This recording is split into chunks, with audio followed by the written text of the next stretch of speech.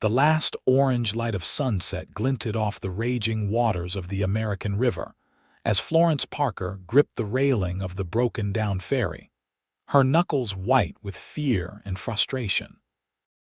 This wasn't how her journey west was supposed to end, stranded between shores with night falling and the promise of a new life tantalizingly visible on the distant bank. Florence had come to California in the spring of 1868, fleeing the suffocating confines of Philadelphia society after her fiancé's scandalous betrayal. At 22, she'd sold nearly everything she owned to purchase passage west, determined to claim the modest inheritance her late uncle had left her, a small millinery shop in Nevada City. The ferry, breaking down less than 5 miles from her destination, seemed a cruel joke of fate. "How much longer?" she called to the ferryman, a grizzled old-timer named Jasper who was knee-deep in murky water, wrestling with the ferry's damaged rudder mechanism. "Can't rightly say, miss," Jasper hollered back, his weathered face grim beneath his sodden hat. "Shaft's broken clean through. Might be hours, might be tomorrow. River's running high with the spring melt." Florence bit her lip, surveying the other stranded passengers, a young family with 3 exhausted children, an elderly Chinese merchant clutching his wares, and a rough-looking prospector whose eyes had followed her too closely since boarding. The family huddled together on a bench, the mother attempting to soothe her crying infant while her husband paced anxiously. They all had places to be, lives waiting to resume once they reached the other side. The ferry had lost power halfway across, and now they drifted perilously, secured only by a hastily dropped anchor that scraped along the riverbed. The ferryman had managed to signal distress with a flag, but as dusk deepened into darkness, Florence wondered if anyone had seen it at all. On the opposite bank, lights from Nevada City twinkled like earthbound stars, so close, yet unreachable.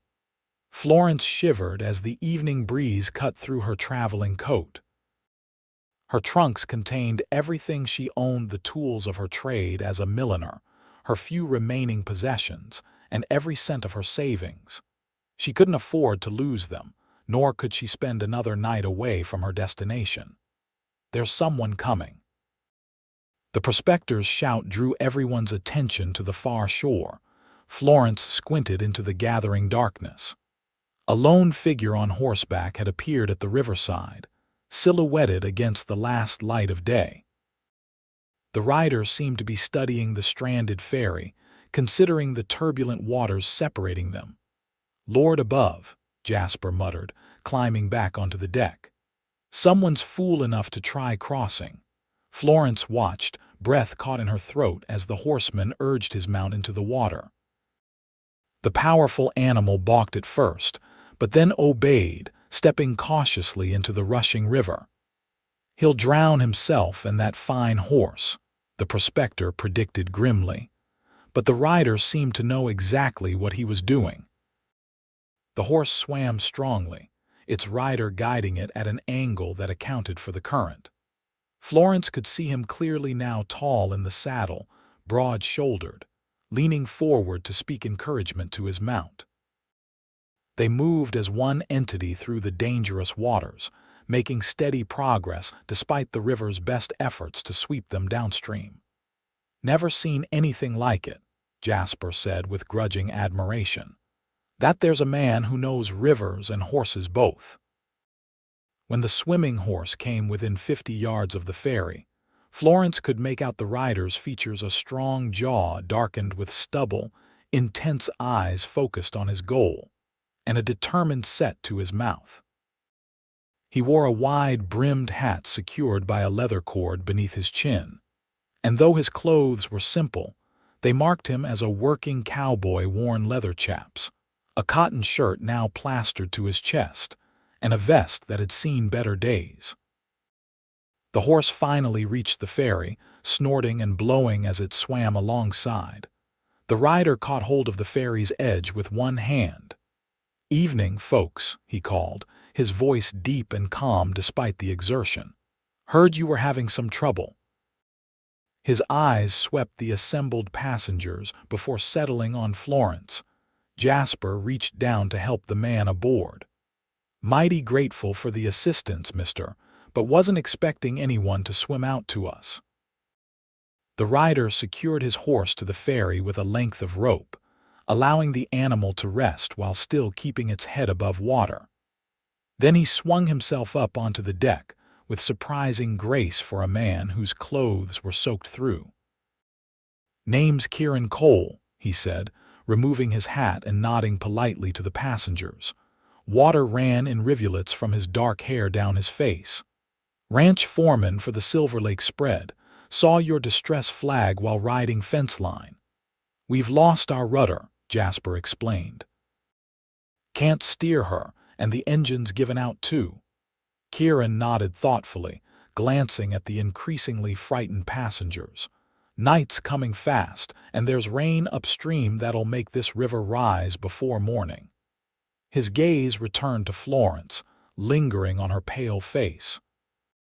"I can't bring a replacement ferry tonight, but I can take folks across one at a time on Samson here." "Ladies and children first." "You do that for strangers?" Florence asked, unable to keep the surprise from her voice. Kieran's face softened slightly. "Madam, out here, helping when help's needed isn't kindness, it's survival. We all depend on each other." He turned to the young mother with the infant. "You and your baby first, if you're willing." The woman hesitated, looking to her husband, who nodded encouragingly. "Go on, Martha." "I'll follow with the boys." Kieran helped Martha and her infant safely onto his horse's back, then slipped into the water himself. "Hold tight to the saddle horn, madam. Samson knows what he's doing even if you don't." Florence watched, heart in her throat, as Kieran guided his horse back into the current, swimming alongside while keeping one hand on the saddle to steady his passengers. The crossing seemed to take an eternity, but eventually they disappeared into the gathering darkness on the opposite shore. 3 more trips he made, returning each time more drenched than before, until only Florence, Jasper, and the prospector remained on the ferry.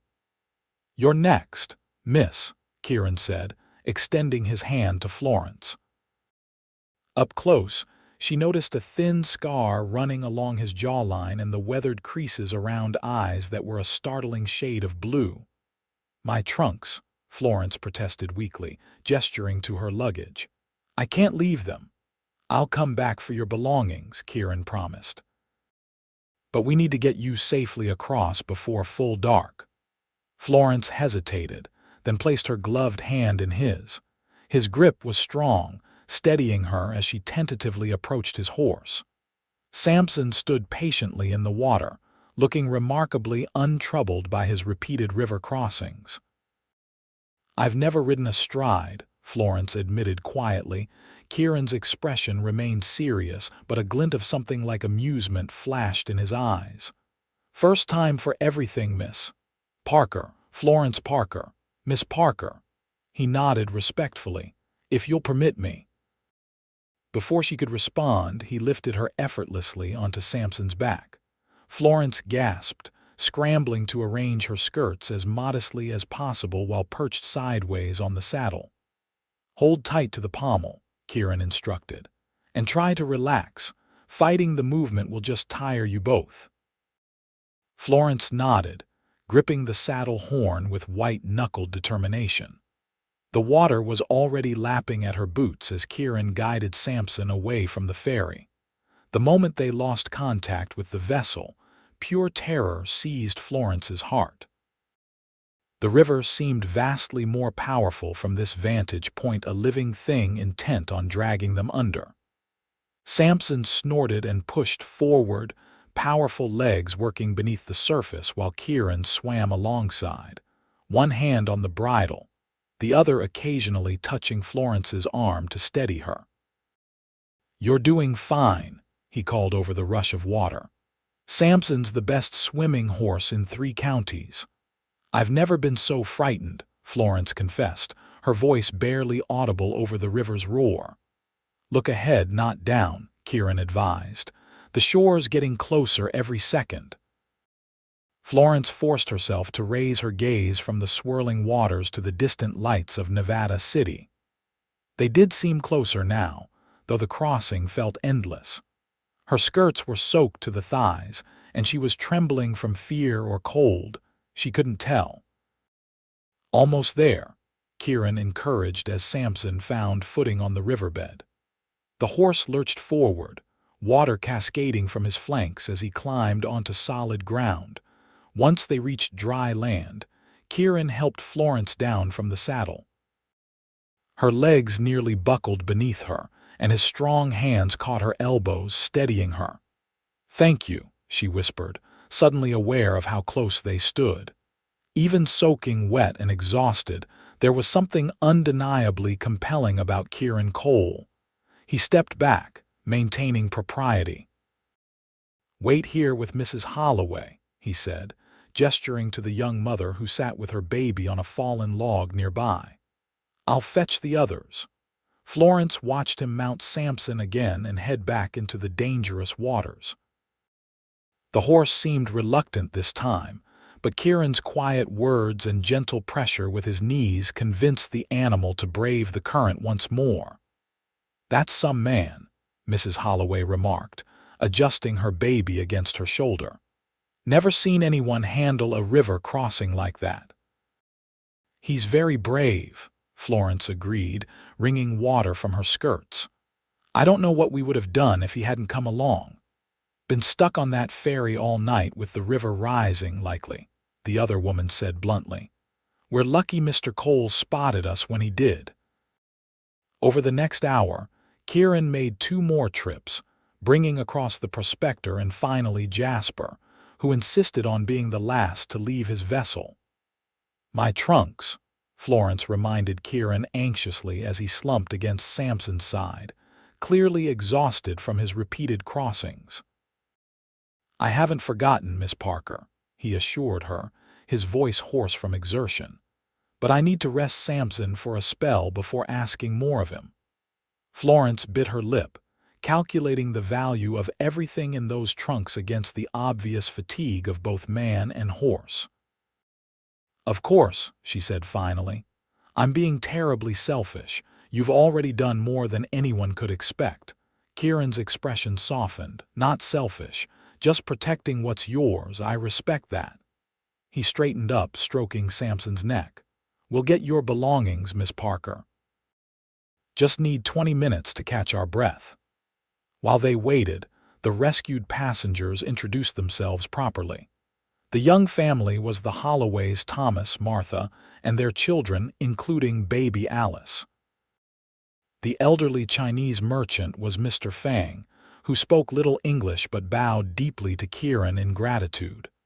The prospector, a rough-spoken man called Barton, offered Kieran a swig from his flask, which was politely declined.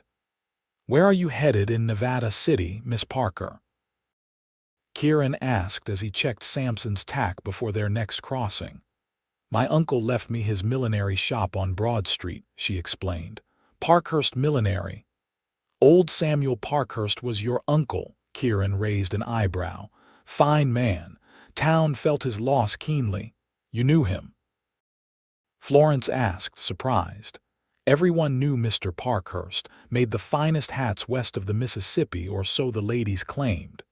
A ghost of a smile touched Kieran's lips. "Never had much call for fancy headwear myself." "And you mentioned Silver Lake Ranch, about 5 miles outside town." "We raise quarter horses mostly, some cattle." He adjusted his saddle. "Been foreman there going on 3 years now." Before Florence could inquire further, Kieran remounted and headed back to retrieve her trunks. She watched anxiously as he managed to secure 1 trunk at a time to Samson's saddle, making 3 more dangerous crossings before all her possessions were safely delivered to the shore. By the time he finished, night had fully descended.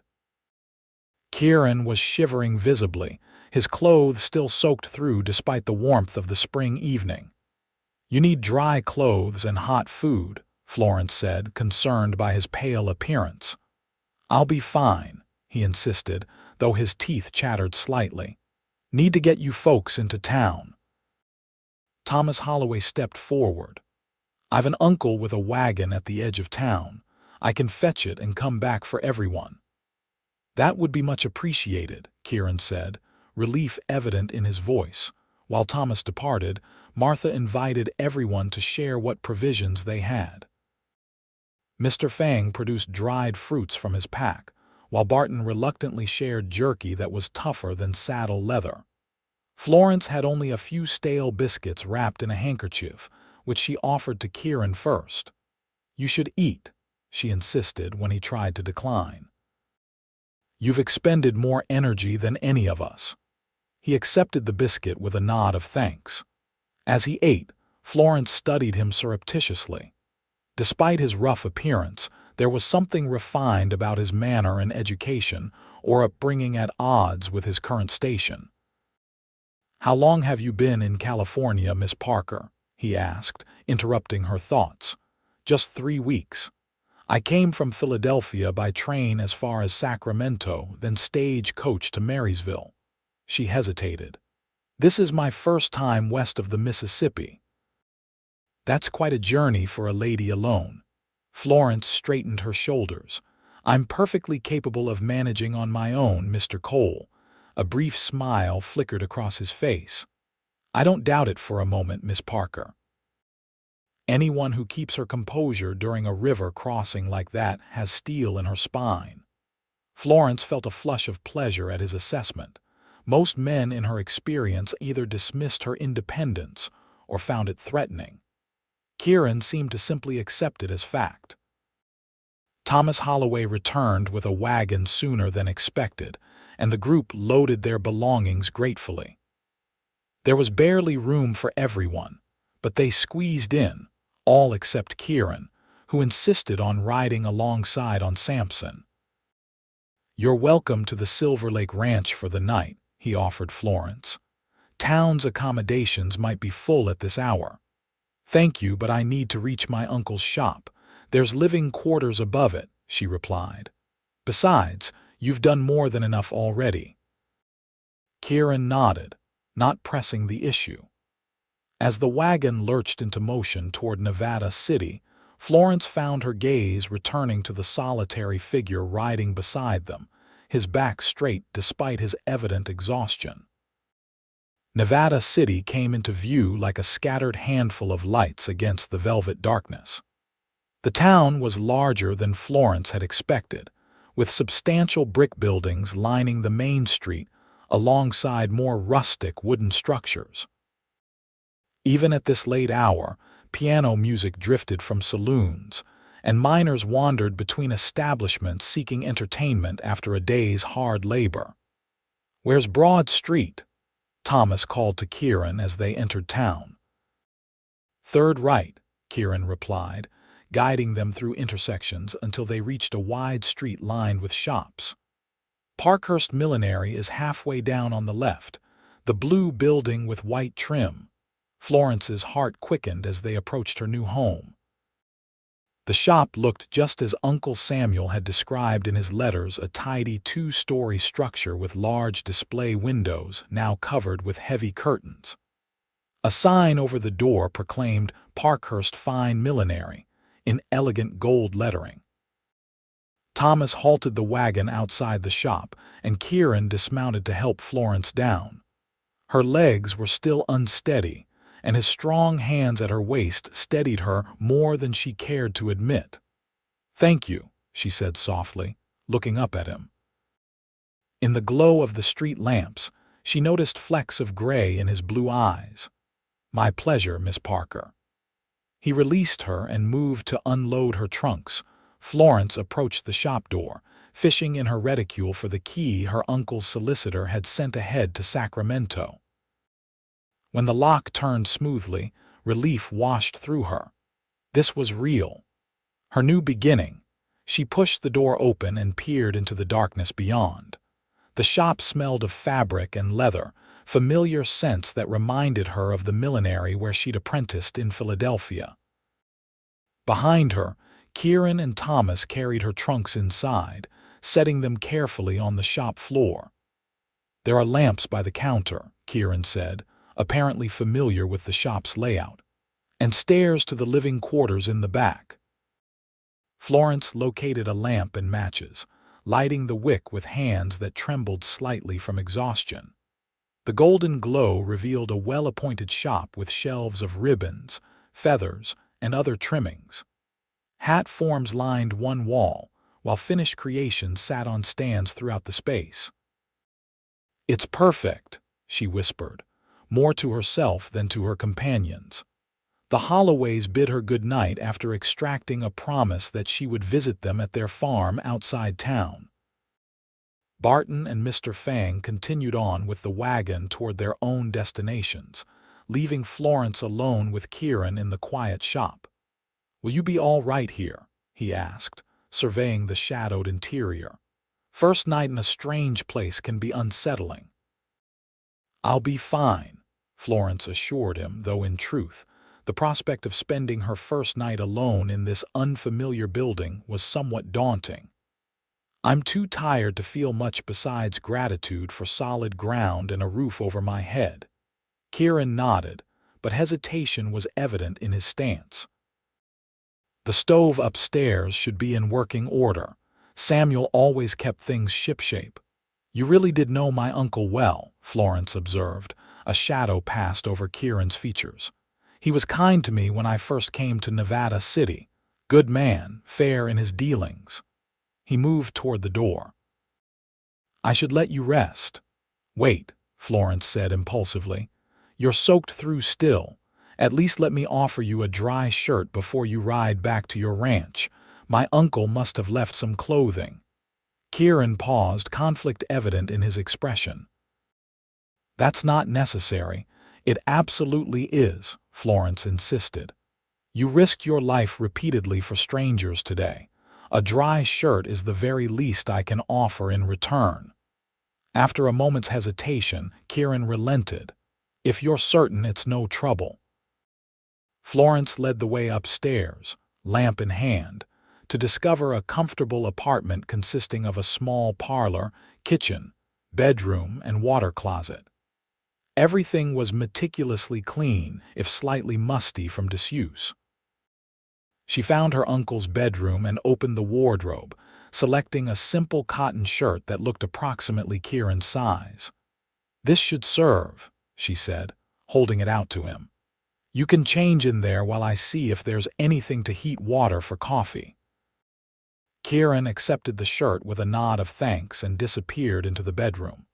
Florence busied herself in the small kitchen, relieved to find coffee, sugar, and even some preserves in the pantry. The stove lit easily, and she soon had water heating for coffee.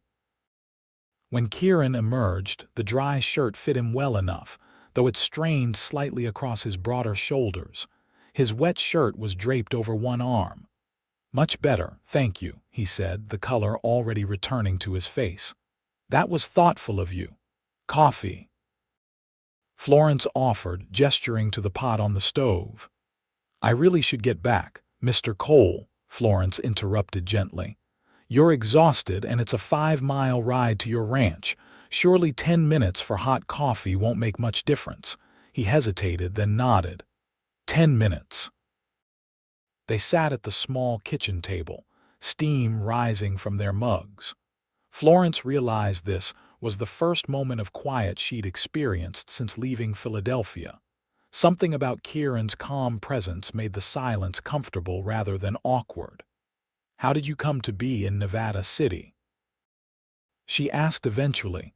"You don't strike me as a man born to cowboying." A flicker of surprise crossed his face. "What makes you say that?" Florence shrugged. "Your speech, your manner, you're educated." Kieran studied his coffee for a long moment before answering. "I was a lawyer in Boston. Came west after the war." His tone discouraged further questions on that topic. Florence respected his reticence. Many came west to leave their pasts behind, and she was hardly in a position to pry when she too had fled from painful memories. "And you?" Kieran asked, changing the subject. "What brings a Philadelphia lady to a rough-and-tumble mining town?" "Adventure," Florence said lightly, unwilling to reveal the humiliation of her broken engagement to a man she'd just met. "And inheritance. My uncle wrote such fascinating letters about California. When he passed and left me the shop, it seemed like fate. Do you have experience in millinery? I apprenticed for 6 years with Madame Beaumont, the finest milliner in Philadelphia."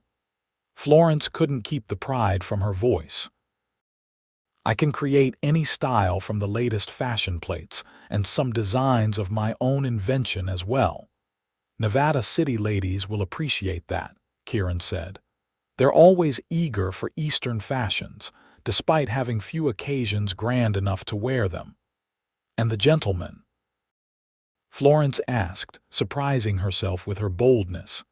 "Do they appreciate fine hats as well?" The corner of Kieran's mouth twitched. "Some do, though you'll find most cowboys prefer function over fashion. A hat that keeps the sun and rain off serves its purpose, regardless of style." "Yet yours seems particularly well-shaped," Florence observed, glancing at his hat where it rested on the table. "A gift from your uncle, actually," Kieran admitted, "for services rendered." "What services?" Kieran's expression closed slightly. "Legal advice from my previous life." "Nothing of consequence now." He finished his coffee and stood, gathering his damp shirt. "I've imposed on your hospitality long enough, Miss Parker. Thank you for the coffee and the dry shirt." "You're welcome to keep it," Florence said. "I have no use for men's clothing." "That's very kind, but I'll have it laundered and returned." He moved toward the stairs, then paused. "If you need anything while you're settling in, the mercantile down the street is run by the Wilsons. Good people. Tell them I sent you." Florence accompanied him downstairs and to the shop door.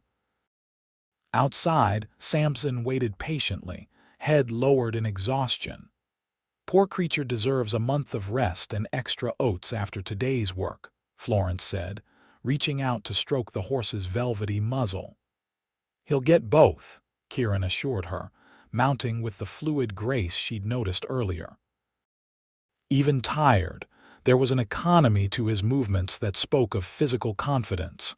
"Mr. Cole," Florence said hesitantly, "I don't know how to adequately thank you for what you did today." He looked down at her, his expression softening. "No thanks necessary, Miss Parker. Welcome to Nevada City." With a tip of his hat, he turned Samson and rode slowly down the darkened street. Florence watched until he disappeared around a corner, then returned to the shop, locking the door securely behind her. As she climbed the stairs to her new home, exhaustion finally overtook her. She barely managed to remove her outer garments before collapsing onto her uncle's bed, falling into the deepest sleep she'd experienced since leaving Philadelphia. The next morning dawned bright and clear, sunlight streaming through the bedroom windows to wake Florence from her slumber. For a disoriented moment, she couldn't place her surroundings. Then memory flooded back the broken ferry, the dangerous river crossing, and Kieran Cole swimming his horse through churning waters to rescue them all. Florence rose and washed at the basin, grateful to find that her uncle had left behind soap and towels. She unpacked one of her trunks to find a fresh dress, then set about exploring her new home more thoroughly in the daylight. The apartment was comfortable but modest, clearly the residence of a bachelor with simple needs. The kitchen was well equipped, and the parlor contained a small collection of books, primarily classics and practical guides to business. Florence ran her fingers along their spines, feeling a connection to the uncle she'd never met in person, but had known through years of correspondence. Downstairs, the shop revealed itself as a treasure trove in the morning light. Bolts of fine fabric lined shelves alongside boxes of feathers, silk flowers, and ribbons in every conceivable color. A workbench held the tools of the milliner's trade, wooden hat forms in various sizes, needle and thread, fine scissors, and pressing irons. Everything a craftswoman could desire was at her fingertips. Florence spent the morning inventorying supplies and familiarizing herself with the shop's organization. Her uncle had been methodical, with each item labeled and stored logically. A ledger book revealed the shop's finances to be sound, if not extravagant. There was enough to keep the business running for several months, even without immediate sales. Around midday, a knock at the shop door startled Florence from her inventory. She approached cautiously, peering through the front window to see an elderly couple standing on the doorstep. The woman carried a covered basket, while the man held his hat respectfully in his hands. Florence unlocked the door, smoothing her skirts before opening it. "Good afternoon," she greeted them. "Good afternoon, miss," the woman replied with a warm smile. "I'm Martha Wilson, and this is my husband, George. We run the mercantile down the street. Kieran Cole stopped by this morning and mentioned you'd arrived. We thought we'd come welcome you properly to Nevada City."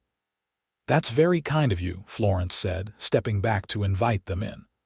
"I'm Florence Parker, Samuel Parkhurst's niece." "We know, dear," Martha said, entering the shop with the comfortable familiarity of a regular visitor. "Samuel spoke of you often, showed us your letters. He was ever so proud of your accomplishments in Philadelphia." The knowledge that her uncle had shared her letters brought unexpected tears to Florence's eyes. "I wish I'd had the chance to visit while he was alive," she said softly. George Wilson nodded sympathetically. "Samuel's passing came sudden-like. Pneumonia takes the strongest men sometimes." "We've brought you some lunch," Martha said, changing the subject as she lifted the cloth covering her basket. "Fresh bread, cheese, and apple preserves. And there's information about church services, social gatherings, and such. A young lady needs to make acquaintances." Florence accepted the basket gratefully. "You're very thoughtful, Mrs. Wilson." "Martha, please," the older woman insisted. "And if there's anything you need to know about Nevada City or its residents, you just ask us. We've been here since '49, know everyone worth knowing and plenty who aren't." "Is Kieran Cole worth knowing?" Florence asked before she could stop herself. The Wilsons exchanged a glance that contained volumes. "Kieran's one of the finest men in these parts," George said carefully. "Came here about 5 years back, keeps mostly to himself except when someone needs help. Then you couldn't ask for a better neighbor." "He mentioned he was once a lawyer," Florence probed gently. Martha nodded. "In Boston, yes. Served as a captain in the Union Army during the war. Whatever brought him west, he doesn't speak of it, and folks here respect that. He's proven himself by his actions, which counts for more than words in these parts." "He certainly proved himself yesterday," Florence agreed, recounting the ferry breakdown and Kieran's remarkable rescue. "That sounds like him," George said with an approving nod. "Never hesitates when someone's in trouble." The Wilsons stayed for nearly an hour, filling Florence in on Nevada City's history and current events. Gold mining had established the town in the rush of '49. But now, nearly 20 years later, hydraulic mining operations dominated the economy, along with lumber mills and agriculture. The town had survived fires, floods, and the usual frontier challenges to emerge as one of the most civilized settlements in the region, boasting churches, schools, and even a small theater. "When will you open the shop?" Martha asked as they prepared to leave. "I'd like to take inventory first and perhaps create a few new pieces to display," Florence replied. "Perhaps by the end of next week." "Perfect timing," Martha said with satisfaction. The spring social is the following Saturday. All the ladies will want new hats for the occasion." After the Wilsons departed, Florence found herself contemplating the spring social. Such an event would be the ideal opportunity to showcase her skills and establish her reputation in Nevada City. She would need to create several spectacular display pieces to catch the ladies' attention. Energized by this plan, Florence spent the afternoon sketching designs, adapting the latest Philadelphia fashions to what she imagined would appeal to Western sensibilities. She was so engrossed in her work that the knock at the shop door in the late afternoon startled her once again. This time, when she peered through the window, her heart gave an unexpected leap. Kieran Cole stood on the doorstep, hat in hand, Samson tethered to the hitching post nearby. Florence hastily checked her appearance in a small mirror behind the counter before opening the door. "Mr. Cole," she greeted him, striving for a casual tone. "What a surprise, Miss Parker." He nodded politely. "I've brought your uncle's shirt, laundered as promised." He held out a neatly folded package wrapped in brown paper. "You didn't need to trouble yourself," Florence said, accepting the package. "Please come in." Kieran hesitated briefly before stepping inside. In daylight, within the confines of the shop, he seemed larger somehow, his presence filling the space in a way that wasn't intimidating but was certainly commanding. He wore clean clothes today, though still the practical garb of a working man. Denim trousers, a simple blue shirt open at the collar, and the well-shaped hat he now held respectfully in his hands. "How are you settling in?" he asked, his gaze taking in the sketches spread across the counter. "Quite well, thank you," Florence replied. "The Wilsons came by earlier. They speak very highly of you." A flicker of embarrassment crossed Kieran's features. "They're good people. Have you had a chance to explore the town yet?" "Not yet. I've been too busy taking inventory and planning new designs." Florence gestured to her sketches. "The spring social seems an important event. I want to make a good impression." Kieran stepped closer to examine her drawings. Florence found herself unnervingly aware of his proximity, the clean scent of soap mingled with leather, and something distinctly masculine that was entirely his own. "These are impressive," he said, genuine admiration in his voice as he studied a sketch of an elegant bonnet adorned with silk roses. "You have considerable talent, Miss Parker." "Thank you," Florence replied, pleased by his sincere praise. "It's one thing I've never doubted about myself, my ability with needle and thread." "Samuel always said his niece could create magic from scraps of nothing," Kieran commented, moving away from the counter to examine the shop's displays. He was immensely proud of your accomplishments. The mention of her uncle brought a bittersweet smile to Florence's lips. "I wish I'd known him better. Our correspondence was regular but necessarily limited. There's so much I would have liked to ask him." Kieran nodded, understanding. He was a good man, fair in his dealings, generous to those in need. This town felt his loss keenly. An idea occurred to Florence. "Mr. Cole, would you be willing to tell me more about him? Perhaps over dinner. I was about to prepare something from the provisions Mrs. Wilson brought, and there's more than enough for two." The invitation clearly caught Kieran by surprise. He hesitated, glancing toward the door as if calculating an escape. "That's very kind, but I wouldn't want to impose. It's not an imposition," Florence assured him. "Consider it payment for your stories about my uncle. Besides, I owe you far more than a simple meal for your heroics yesterday." After a moment's consideration, Kieran nodded. "Very well, Miss Parker. Thank you." Florence led the way upstairs to the apartment, suddenly conscious of the impropriety of entertaining a single man in her home. In Philadelphia, such an action would have sparked immediate scandal.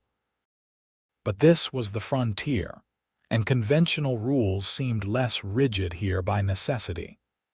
Besides, the Wilsons clearly respected Kieran, which spoke volumes about his character. In the small kitchen, Florence set about preparing a simple meal from Martha's provisions: bread, cheese, and apple preserves, supplemented by eggs she found in the pantry and herbs growing in pots on the windowsill. Kieran insisted on helping, filling the kettle for tea and setting the table without being asked. "Have you lived alone before, Miss Parker?" he inquired as she sliced the bread. "No," Florence admitted. "I lived with my parents until their passing 3 years ago, then with my aunt until—" She hesitated, unwilling to mention her broken engagement. "Until I decided to come west. It can be an adjustment," Kieran said. "The silence, mainly. You live alone at Silver Lake Ranch. I have a cabin to myself, yes, but there are always ranch hands nearby, horses needing attention. It's rarely quiet." A small smile touched his lips. "Sometimes I ride out alone just to hear myself think." As they sat down to the simple meal, Florence found conversation flowed more easily than expected. Kieran spoke freely about her uncle, his fairness in business dealings, his generosity to those in need, his quiet wit that emerged once you earned his trust. In turn, Florence shared stories from her childhood letters to her uncle, including her early attempts at hat-making that had resulted in comical disasters. "My first creation was so covered in feathers that my father said I denuded half the bird population of Pennsylvania," she recalled, laughing at the memory. Kieran's smile transformed his face, softening the weathered lines around his eyes. "Samuel kept that drawing you sent him. Had it framed in his bedroom." "No," Florence gasped, mortified. "That terrible childish sketch, he treasured it," Kieran said simply. "Said it showed determination. A child willing to fail spectacularly while learning would go far in life." The meal stretched longer than either had anticipated, the conversation moving from her uncle to Nevada City's history, to books they'd both read, to gentle debates about politics and philosophy. Florence was surprised to discover how well-read Kieran was, with thoughtful opinions on everything from Emerson's essays to the nation's post-war Reconstruction efforts. "You're remarkably well-informed for a ranch foreman, Mr. Cole," she observed as they cleared the dishes together. Something shuddered in his expression. "My previous profession required extensive reading." "I didn't mean to offend," Florence said quickly. "It's refreshing to have an intellectual conversation. I feared I might find that lacking here." Kieran relaxed slightly. "Nevada City might surprise you." Gold and opportunity brought people from all walks of life. Our schoolteacher was a professor at Yale. The barber quotes Shakespeare while trimming beards. "And lawyers become cowboys," Florence added softly. Kieran's gaze met hers, something unreadable in his blue eyes. "People reinvent themselves here. It's the promise of the West, the chance to become who you truly are, not who circumstances made you." The simple statement resonated deeply with Florence. Wasn't that exactly what she sought? The opportunity to be defined by her own talents and choices, not by the humiliation of a broken engagement or the constraints of Philadelphia society. "Is that why you came west, Mr. Cole? To reinvent yourself?" His expression grew distant. "Something like that." He glanced toward the window, noting the lengthening shadows. "I should return to the ranch before dark. Thank you for the meal and conversation, Miss Parker." "Florence," she said impulsively. "Please, after all we've shared, I think you might call me Florence." Kieran considered this for a moment, then nodded. "Florence." He pronounced her name carefully as if testing how it felt on his tongue. "Then you must call me Kieran." "Kieran," she echoed, liking how it sounded. He gathered his hat, preparing to leave. At the door to the apartment, he turned back. The town can be confusing for newcomers. If you'd like a proper tour tomorrow, I could show you around. There are places the Wilsons might not think to mention: the best view of the valley, the Chinese Quarter where you can find silks at half the price of the mercantile. I'd like that very much, Florence replied, pleased by the suggestion. I'll come by after church then, around 1 o'clock. I'll be ready. After Kieran departed, Florence returned to the kitchen, a curious lightness in her step as she finished washing the dishes. It had been months since she'd enjoyed conversation so much, or felt so at ease in someone's presence. In Philadelphia, social interactions had always seemed laden with expectations and judgments. Here, talking with Kieran, she'd felt free to express her thoughts without fear of criticism. The next morning, Florence dressed carefully for church, selecting a modest blue dress that complemented her auburn hair. She wanted to make a good impression on the community that would hopefully become her customers. The Wilsons had mentioned that Nevada City boasted 3 churches, but as a Presbyterian, Florence chose to attend the service at the Stone Church on Pine Street. The congregation greeted her warmly, many introducing themselves as having known her uncle. Florence found herself overwhelmed by the genuine welcome, so different from the calculated social maneuvers of Philadelphia society. When Martha Wilson introduced her to Reverend Thompson, the minister insisted she join his family for Sunday dinner the following week. "Your uncle was a pillar of our congregation," Reverend Thompson explained. "We're delighted his niece has come to continue his business and, we hope, his community involvement." Florence promised to attend the church social committee meeting that Tuesday, recognizing the importance of such connections in a small community. By the time the service ended, she had received invitations to 3 different homes for meals and one offer to join a ladies' reading circle that met biweekly.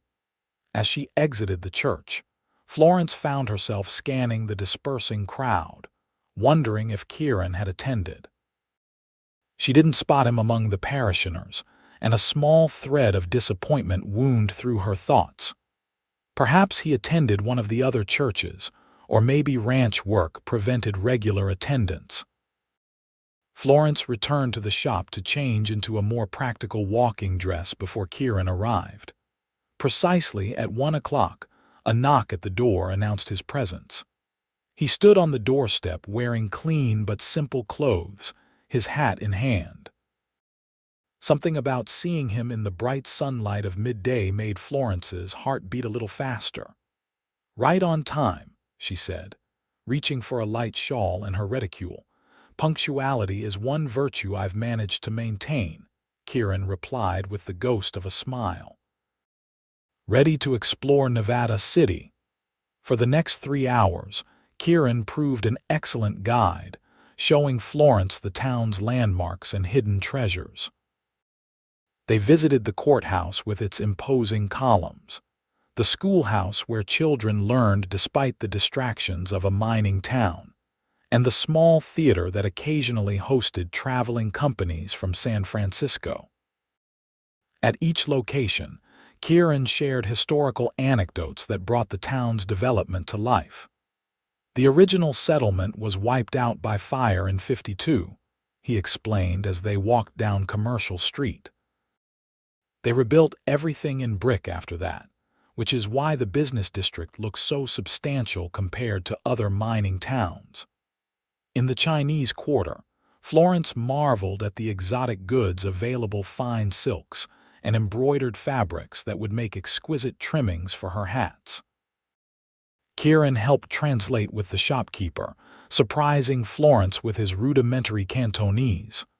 "Where did you learn that?" she asked as they left with several yards of emerald silk ribbon.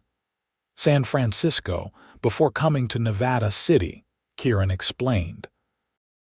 "I represented some Chinese merchants in a dispute with the port authorities. They taught me enough to get by." "You continue to surprise me," Florence remarked, tucking her purchases into her reticule. Kieran led her up a steep path behind the town, to a rocky outcropping that overlooked the entire valley. The view was spectacular, the American River winding silver through green forests, distant mountains still capped with snow, and Nevada City nestled in the forested hills like a jewel in rumpled velvet. "This is breathtaking," Florence said, turning slowly to take in the panorama. "Worth the climb?" Kieran asked, watching her reaction with evident pleasure. "Absolutely." She sat on a flat boulder arranging her skirts. "Is this where you come to hear yourself think?" Kieran settled beside her, leaving a respectable distance between them. "Sometimes." The perspective helps, seeing how small the town is against the backdrop of all this. He gestured to the vast wilderness surrounding them. "It makes human concern seem rather insignificant," Florence agreed. "Yet also more precious," Kieran countered. "Each life, each community, fighting to carve out meaning in all this vastness." Florence studied his profile as he gazed across the valley, the strong jaw, the thoughtful set of his mouth, the way the breeze ruffled his dark hair. What had driven this educated, articulate man from Boston to the California wilderness? What shadows lurked behind his measured words and careful restraint? "Tell me about Boston," she said softly. Kieran's expression closed slightly. "Not much to tell that would interest you." "I disagree." "I find you quite interesting, Kieran Cole." He turned to meet her gaze, something unreadable in his eyes. "Why is that?" Florence considered the question seriously. "Because you're a contradiction. The educated speech of a lawyer with the calloused hands of a cowboy. The restraint of a gentleman with the raw courage I witnessed at the river. You're not easily categorized, and that intrigues me." Kieran looked away, seemingly uncomfortable with her assessment. "We should head back. The light will be fading soon." As they descended the path toward town, Florence sensed she had crossed some invisible boundary. Kieran maintained a polite demeanor, but the easy conversation of earlier had evaporated. She searched for a way to recapture it. "Will you attend the spring social?" she asked as they reached the town limits. "I hadn't planned to," he replied. "Such gatherings aren't really to my taste." "That's a shame," Florence said lightly. "I was hoping you might save me a dance." Kieran's stride faltered slightly. "I doubt I'd be much of a partner.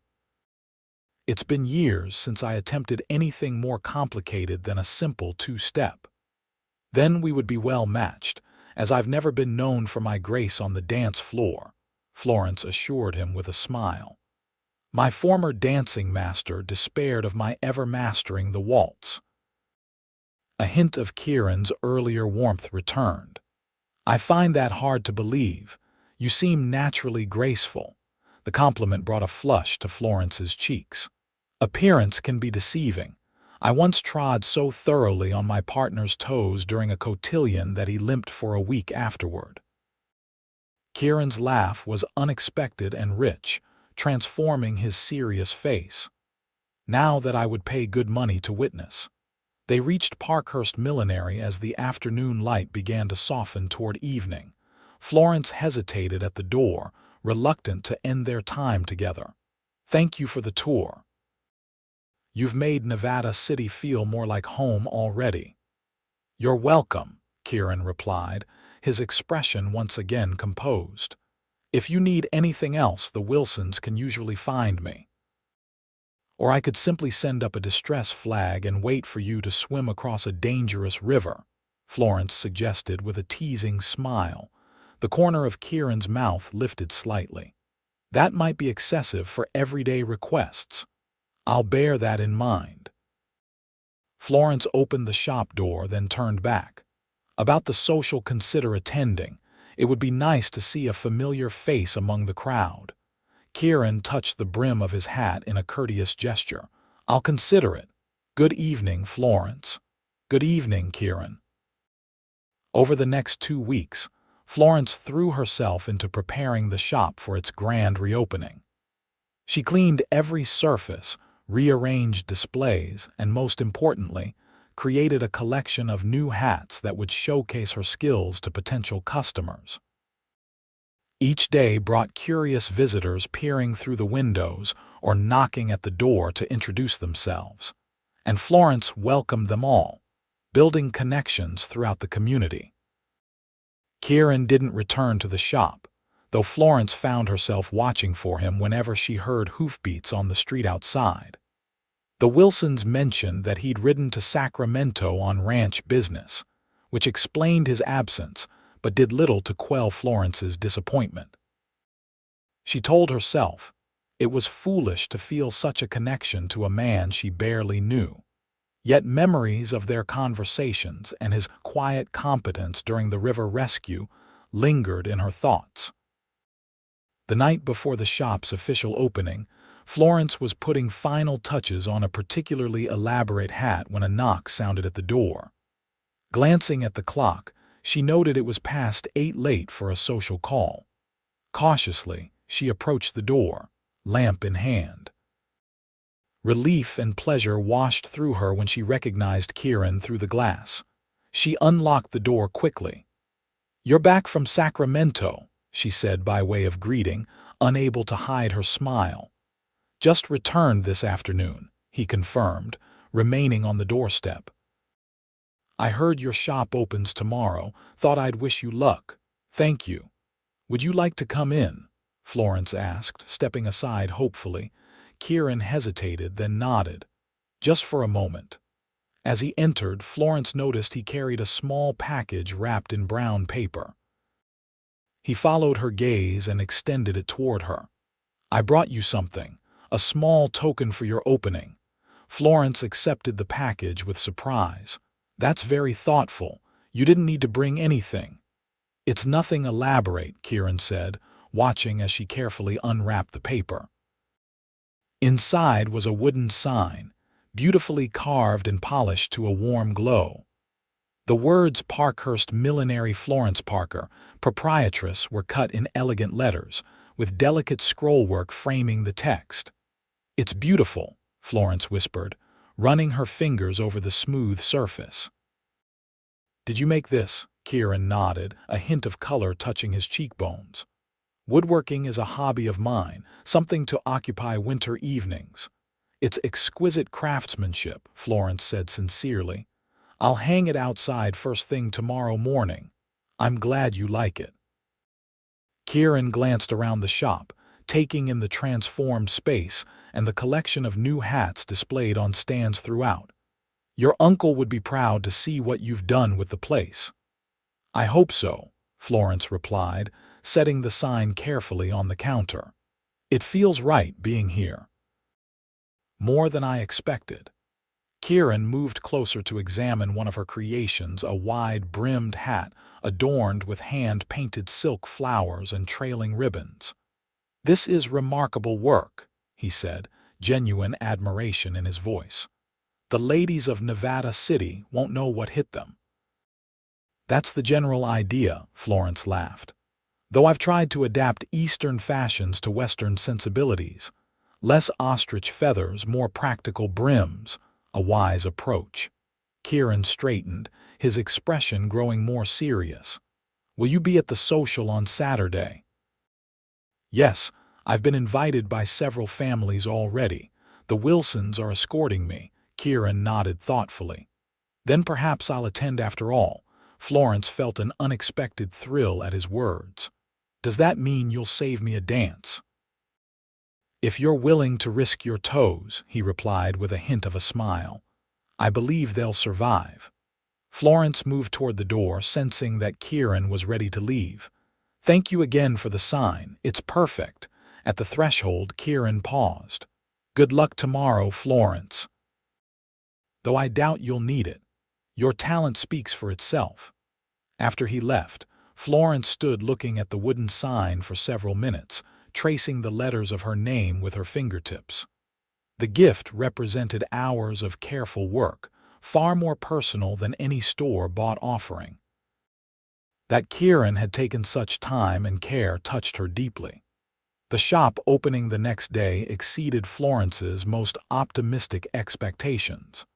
From the moment she unlocked the doors at 9 o'clock, a steady stream of customers filled the small space. Martha Wilson had spread the word effectively among Nevada City's female population, and curiosity about the new proprietress of Parkhurst Millinery brought even those who hadn't planned to purchase. By midday, Florence had sold 6 hats outright and taken orders for 8 more customized creations. Ladies who had initially come only to browse found themselves captivated by designs unlike anything previously available in Nevada City. Florence's ability to recommend styles that flattered each woman's features quickly earned her a reputation for honest advice rather than mere salesmanship. "You have your uncle's eye," one elderly customer commented as Florence adjusted a bonnet to better frame her face. "Samuel never let a lady leave his shop looking anything but her best, even if it meant selling her a less expensive hat than she'd intended to buy." Florence was touched by the comparison. "I believe a satisfied customer who returns is worth more than a quick profit," she replied. "Besides, you look absolutely charming in this style." The day passed in a whirlwind of activity, with Florence barely finding time to eat the lunch Martha Wilson thoughtfully brought midday. By closing time, her feet ached from standing and her voice was hoarse from conversation, but satisfaction warmed her from within. This was what she had dreamed of in Philadelphia, a business of her own, where her talent and hard work would determine her success. As she locked the shop door that evening, Florence noticed Kieran's carved sign gleaming in the last light of day. Several customers had commented on its beauty, asking who had crafted it. Each time Florence mentioned Kieran's name, she detected knowing glances exchanged among the local women. Clearly, the ranch foreman's gift had significance beyond mere neighborly kindness in the eyes of Nevada City's residents. Florence spent the next 2 days fulfilling orders for the spring social, working late into the night to ensure each creation was perfect. By Saturday afternoon, she had delivered every promised hat, and even found time to create something special for herself, a tasteful but fashionable bonnet in pale blue silk that complemented her best dress. The Wilsons arrived promptly at 7 to escort her to the social, which was being held in the town hall. George Wilson complimented her appearance gallantly, while Martha fussed over Florence's wrap and reticule like a mother preparing a daughter for her first ball. "Half the unmarried men in the county will be there tonight," Martha informed her as they walked toward the town center. "And some married ones too, though they'd better behave themselves if they know what's good for them." "Martha," George chided gently, "you'll frighten the girl." "I'm not easily frightened, Mr. Wilson," Florence assured him with a smile. "And I'm certainly not looking for a husband. My business will require all my attention for the foreseeable future." Martha made a skeptical noise. "Business is all well and good, but a woman needs companionship." "Samuel knew that always hoped you'd find someone worthy before coming west." Florence tensed slightly at the mention of relationships. Her disastrous engagement in Philadelphia still stung, though the pain had dulled during her journey west. "I'm quite content with friendship for now," she said firmly. The town hall was transformed for the occasion, with paper lanterns strung across the ceiling and fresh flowers adorning every available surface. A small ensemble played lively music at one end of the room, while refreshment tables laden with food and punch occupied the other. Between them, couples already danced energetically, their movements constrained by the crowded conditions, but their enthusiasm undimmed. Florence recognized many faces from her shop, and several women approached immediately to thank her for their hats or to compliment her own attire. The Wilsons introduced her to those she hadn't yet met, and soon Florence found her dance card, a small booklet attached to her wrist by a blue ribbon filling rapidly with names. She enjoyed herself more than anticipated, discovering that the frontier residents knew how to conduct a proper social gathering despite their remote location. The musicians were surprisingly accomplished, the refreshments plentiful if simple, and the conversation refreshingly direct compared to the veiled innuendos of Philadelphia society events. After several dances with various partners, Florence took refuge near the punch bowl, fanning herself discreetly. The hall had grown warm with so many bodies in motion, and she welcomed the brief respite from constant interaction. Is Nevada City society living up to your expectations? Florence turned at the familiar voice, pleasure warming her cheeks when she saw Kieran standing beside her. He wore a dark suit that, while not the height of Eastern fashion, fit him well and complemented his tall frame. His hair was neatly combed, and he'd clearly shaved for the occasion. The overall effect was striking, the rugged cowboy transformed into a gentleman without losing his essential strength. Beyond them, Florence replied honestly, everyone has been remarkably welcoming. Your hats have made quite an impression, Kieran observed, nodding toward the dance floor where several ladies wore Florence's creations. I've heard nothing but praise all evening. That's gratifying to hear. Florence studied him over the rim of her punch cup. I wasn't certain you would come tonight. I said I would consider it, Kieran reminded her, and since you mentioned wanting to see a familiar face. The simple statement that he had come at least partially because she wanted him there sent a flutter through Florence's chest. She glanced down at her dance card to hide her reaction. I believe I still have a space available for the next set, if you're interested in risking your toes. Kieran's expression lightened. I've been practicing my two-step all week. Samson has been a patient if somewhat large partner.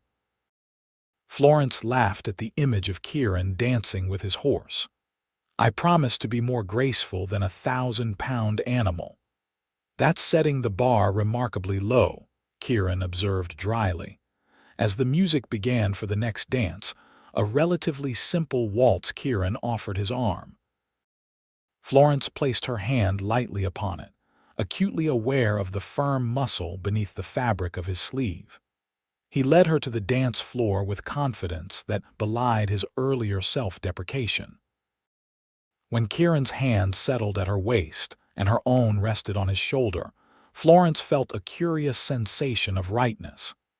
They began to move together, and she discovered that Kieran had either been too modest about his dancing abilities or had indeed practiced diligently. He guided her smoothly around the floor, maintaining perfect time with the music while navigating the crowded space with ease. You dance quite well for someone who claimed to barely remember a two-step, Florence observed, looking up at him. Perhaps I had motivation to relearn, Kieran replied, his gaze meeting hers steadily. The simple statement and the intensity of his blue eyes made Florence momentarily forget the steps.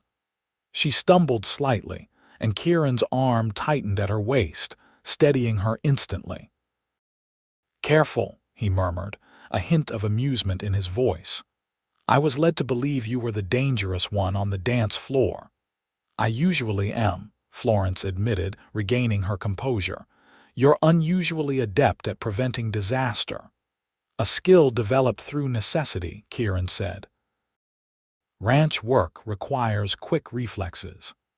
As they continued to dance, Florence became increasingly aware of curious glances from other attendees. Clearly, Kieran's presence at the social was noteworthy, and his choice of dance partner even more so. We seem to be attracting attention, she observed quietly. Kieran nodded, his expression revealing nothing. I rarely attend these functions. Why make an exception tonight? He looked down at her, something unreadable in his eyes. I thought that was obvious. Before Florence could respond, the music ended. Kieran released her waist but maintained hold of her hand as he led her from the dance floor. At the edge of the room, near open windows that provided a welcome breeze, he stopped. "Would you care to take some air?" he asked. "The garden behind the hall is lit for the occasion." Florence nodded, suddenly eager to escape the crowded room and the weight of speculative glances. Kieran guided her through a side door into a small garden where paper lanterns hung from tree branches, casting soft light over gravel paths and wooden benches. A few other couples strolled along the perimeter, but the space offered far more privacy than the dance hall. They walked in comfortable silence for several minutes before finding an unoccupied bench beneath a flowering apple tree.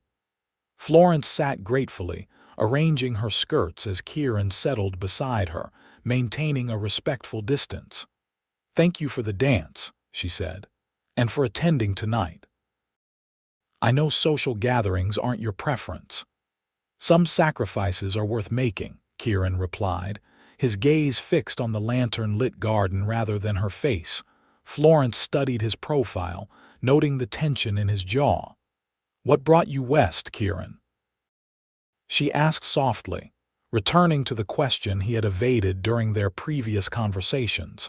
For a long moment, she thought he would refuse to answer again. Then he sighed, removing his hat and placing it on the bench between them. "After the war, I returned to Boston to resume my law practice," he began, his voice low. "I was engaged to be married to Elizabeth Thornton, daughter of the senior partner in our firm. The match was considered advantageous for both families." Florence listened silently, sensing the importance of whatever he was about to reveal. "During the war, I defended a deserter at court-martial," Kieran continued. "A young man barely 18 who had fled after Antietam. He wasn't a coward, he'd fought bravely in previous engagements. But something in him broke after witnessing his entire company cut down." Kieran's hands tightened into fists on his knees. Military justice is rarely concerned with such nuances. He was sentenced to execution, despite my defense. The night before he was to face the firing squad, I helped him escape. Florence drew in a sharp breath. "You risked everything for him." "He was a boy who had already given more than should be asked of anyone," Kieran said simply. "I couldn't stand by and watch him die for having human limitations. What happened after the war? I believed the matter forgotten. I returned to Boston, resumed my practice, prepared to marry Elizabeth." His voice hardened slightly. "Then a former officer recognized me at a social function, one much like tonight's. He'd been part of the court-martial panel and remembered my face. Within a week, an investigation began. Florence could imagine the scandal that must have ensued. Your fiancé's family objected." "Strenuously," Kieran confirmed with a mirthless smile.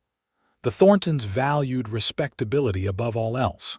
Elizabeth returned my ring the day after the allegations became public, before I'd even been formally charged." "I'm sorry," Florence said softly. Kieran shook his head. "Don't be." Her reaction revealed her true character, which I had somehow missed during our 2-year engagement. Better to discover it before marriage than after. "Is that why you came west? To escape prosecution?" "In part," Kieran admitted. "The evidence against me was largely circumstantial, but sufficient to destroy my reputation and career in Boston. The senior partner suggested that my resignation from the firm and immediate departure would result in the charges being dropped. The Army had more pressing concerns than pursuing a single deserter and his accomplice after 4 years of bloodshed. So you left everything behind." "I left nothing of value," Kieran corrected her. "My parents were gone. My fiancé had abandoned me at the first sign of trouble, and my profession suddenly seemed hollow, a system of rules more concerned with appearances than justice."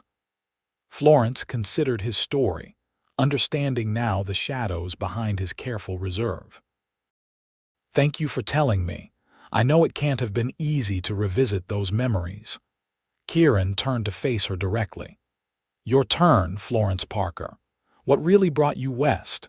It wasn't just an inheritance and adventure, was it?" Florence flushed, caught in her own partial truths. "How did you know?" "The same way you recognized there was more to my story than I initially shared," Kieran replied. "Something in your eyes when you speak of Philadelphia, a wariness that doesn't match your otherwise optimistic nature." Florence took a deep breath, deciding that his honesty deserved equal candor in return. "I was engaged to Thomas Blackstone, son of my father's business partner. The match was arranged shortly after my parents' deaths, when I was at my most vulnerable. Thomas was handsome, charming, and apparently devoted. We were to be married this spring." She paused, the familiar ache of betrayal rising in her chest despite the months that had passed. 2 weeks before the wedding, I discovered he had been unfaithful not with one woman but several, including my own cousin.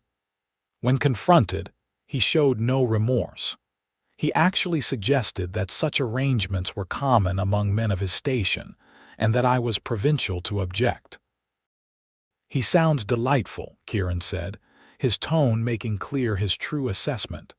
A small laugh escaped Florence despite the painful subject. "Indeed. What hurt most was realizing how blind I'd been. The signs were there all along, but I'd chosen not to see them." "So you came west to escape the scandal." "There was remarkably little scandal," Florence said bitterly. "Thomas's family controlled much of Philadelphia society. The story circulated was that I had broken the engagement due to nerves and feminine hysteria. My reputation suffered far more than his." "That seems grossly unfair," Kieran observed. "Life rarely deals in fairness," Florence replied with a shrug. "When Uncle Samuel's solicitor contacted me about the inheritance, it seemed like Providence a chance to start fresh, where no one knew me as poor, hysterical Florence Parker, who threw away a brilliant match." Kieran's hand covered hers briefly, a gesture of solidarity that warmed her more than words could have. "For what it's worth, I see nothing hysterical about you. Determined, talented, and remarkably brave, yes, but never hysterical." "Thank you," Florence said softly. She glanced up at the paper lantern swaying gently in the evening breeze. "It seems we both came to Nevada City seeking second chances. And have you found yours?" Kieran asked. Florence nodded slowly. "I believe I have. The shop, the community's welcome, the freedom to define myself by my own standards rather than society's expectations, it's more than I dared hope for." "I'm glad," Kieran said simply. A comfortable silence fell between them, neither feeling the need to fill it with empty words. The sounds of music and laughter drifted from the town hall, but the garden remained a peaceful sanctuary from the festivities within. Eventually, Florence glanced at the small watch pinned to her bodice. "We should probably return. The Wilsons will wonder where I've disappeared to." "One more minute," Kieran said, not moving from the bench. "I've been meaning to ask you something." Florence's heart quickened at his serious tone. "Yes. The Silver Lake Ranch is hosting a spring roundup next weekend. It's something of a tradition. Neighboring ranchers bring their hands to help. Families come for the barbecue afterward. Would you consider attending as my guest?" The invitation surprised Florence. From what she understood of frontier social customs, being escorted to such an event by a man like Kieran carried certain implications about their relationship. "I'd be delighted," she said, making her decision without further analysis. "I've never seen a roundup before." Relief and pleasure showed briefly in Kieran's expression before his usual composure returned. "I'll come for you around 9 in the morning if that suits. It's about an hour's ride to the ranch." "I'll be ready," Florence promised. though I should warn you, my riding skills are somewhat rudimentary. We'll take the buckboard, Kieran assured her. Far more civilized for a lady in proper attire. They returned to the town hall, where Florence's absence had indeed been noted by the Wilsons. Martha's knowing glance between Florence and Kieran spoke volumes, though she refrained from direct comment. For the remainder of the evening, Florence danced with other partners as propriety demanded, but her thoughts remained occupied by the quiet conversation in the garden and Kieran's invitation. When the social finally ended near midnight, Kieran insisted on accompanying the Wilsons as they escorted Florence home. At her door, while the elderly couple tactfully lingered at the garden gate, Kieran took her hand briefly. "Thank you for the dance," he said formally, though his eyes conveyed far more than his words, "and for your company in the garden. I find I can speak more freely with you than anyone I've known in a very long time." "The feeling is mutual," Florence admitted. "Good night, Kieran." "Good night, Florence. Until next Saturday."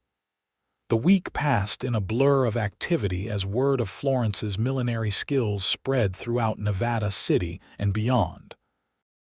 Ladies from neighboring communities began making the journey specifically to visit her shop, and she found herself working late most evenings to keep pace with orders. The success was gratifying, confirming that her decision to come west had been the right one professionally as well as personally. When Saturday arrived, Florence was ready promptly at 9, dressed in a practical yet becoming riding outfit of deep green wool. She'd spent considerable time selecting appropriate attire, wanting to appear neither too formal nor too casual for what seemed an important occasion in Kieran's life. He arrived exactly on time, driving a well-maintained buckboard pulled by two handsome bay horses. Samson was tethered behind the wagon, saddled and ready should Kieran need to ride out during the roundup activities. Florence was struck once again by how at ease Kieran appeared in this role, handling the team with quiet confidence that spoke of years of experience rather than months. "Good morning," he greeted her, jumping down from the wagon to assist her aboard. "You look lovely." "Thank you," Florence replied, accepting his hand as she climbed onto the wooden seat. "Is this appropriate for a roundup? I wasn't entirely certain what to expect." "Perfect," Kieran assured her, settling beside her on the seat. "Practical yet refined, exactly right for the occasion."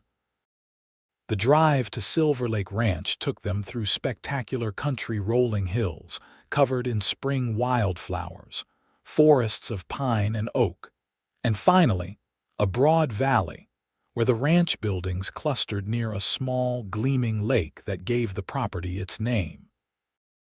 "It's beautiful," Florence said as they approached the main house, a substantial two-story structure built of logs and stone, with wide porches and numerous windows.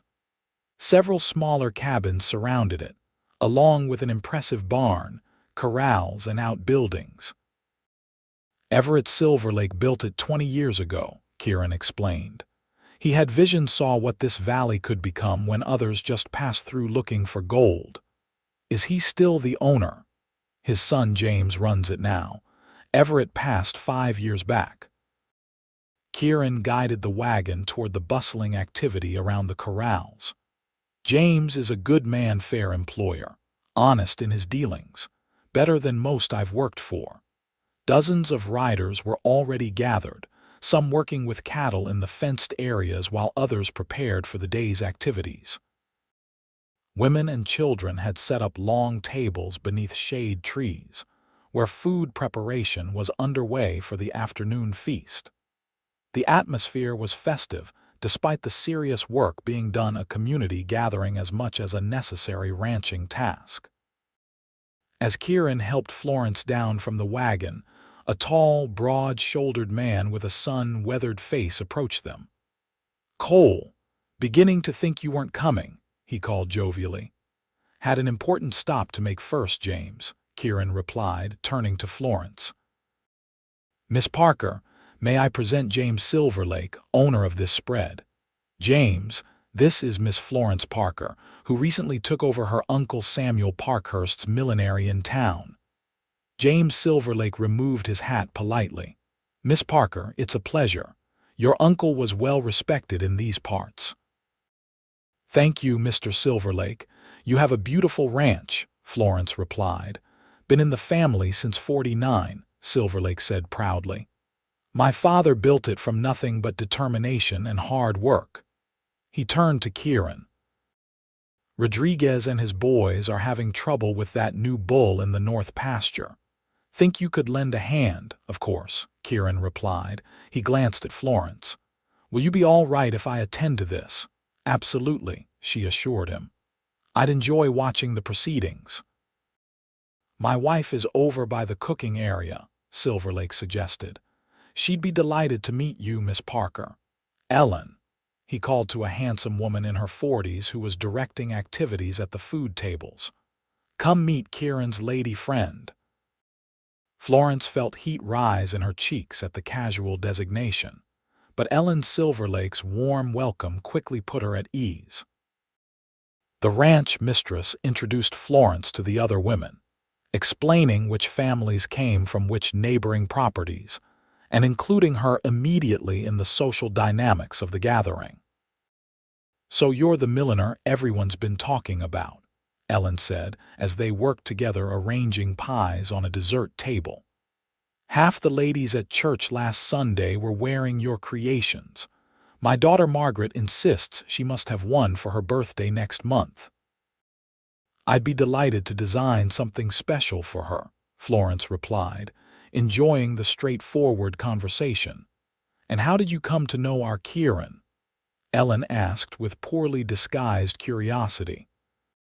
Florence described their meeting at the broken ferry, though she kept certain details of the dangerous crossing to herself. Even the abbreviated version impressed Ellen visibly. That sounds like him, the older woman said with approval. Always the first to help when trouble arises, though usually the last to accept thanks for it. She glanced toward the corrals where Kieran was now visible atop Samson, working with several other riders to control a massive black bull. He's been a blessing to this ranch since the day James hired him. Throughout the morning, Florence alternated between helping the women prepare the feast and watching the fascinating procedures of the roundup. The skill of the riders impressed her deeply, their ability to work as a coordinated team, despite the unpredictability of the cattle they managed. Kieran, she noted with pride that surprised her with its intensity, appeared to be one of the most accomplished horsemen present, drawing admiring comments even from the other ranch hands. Shortly after noon, the men began concluding the morning's work in preparation for the communal meal. Florence watched as Kieran dismounted, removing his hat to wipe his brow before speaking with James Silverlake. The two men conversed seriously for several minutes before shaking hands in what appeared to be agreement on some matter of importance. Kieran approached Florence where she stood near the dessert table, his face brightening visibly when their eyes met. Sorry to abandon you all morning, he said, removing his hat respectfully. Not at all, Florence assured him. It's been fascinating to watch, and Mrs. Silverlake has been most welcoming. Ellen's one of the finest women in the territory, Kieran agreed. Are you hungry? The food here is legendary for miles around. Starving, actually, Florence admitted. Everything smells delicious. The afternoon meal was indeed exceptional barbecued beef, more tender than any Florence had tasted, accompanied by fresh bread, pickled vegetables, and pies of every description. The entire gathering ate family style, seated at long tables under shade trees, with conversation and laughter flowing as freely as the coffee and lemonade provided in abundance. Kieran remained attentive throughout, introducing Florence to those she hadn't yet met and explaining ranching customs that were unfamiliar to her Eastern experience.